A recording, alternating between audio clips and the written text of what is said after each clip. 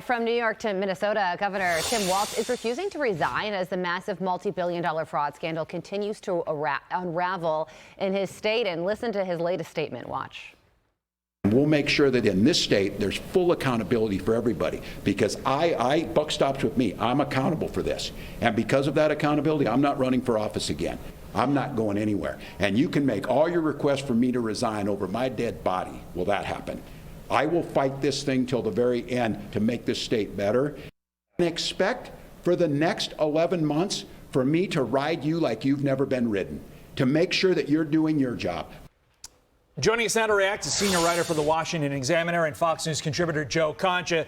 The reference to writing, he is referring to writing Republicans who, are the ones that uncovered this fraud.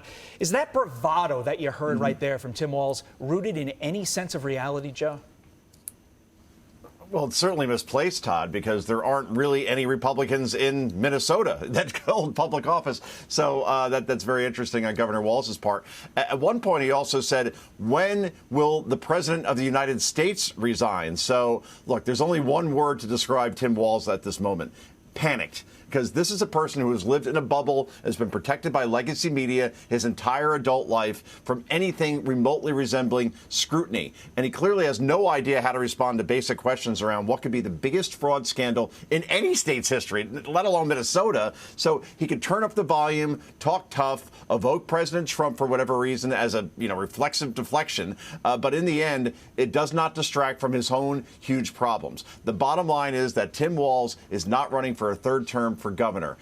And it's amazing to think that a little more than a year ago, he was almost within a heartbeat of the presidency as vice president, if not for a few swing states. So now he has absolutely no shot of ever being president of the United States. The only presidency he may be headed towards is president of a cell block, which, if you have jazz hands, guys, is not a place you want to be. Oh, well, my goodness, on that front. But you mentioned the legacy media, and somebody not in it is Nick Shirley, who helped uncover this whole thing.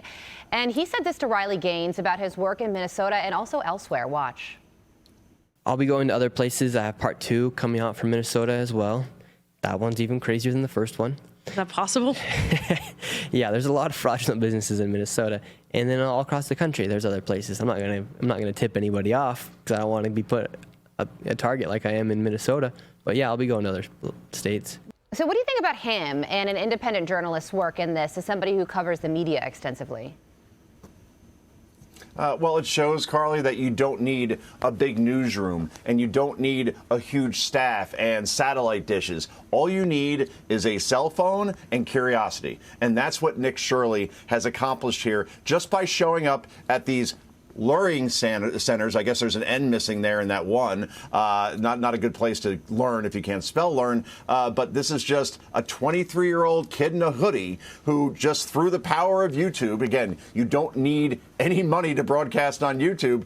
And he actually uncovered a lot of this fraud on his own with a video that has been now viewed more than 150 times.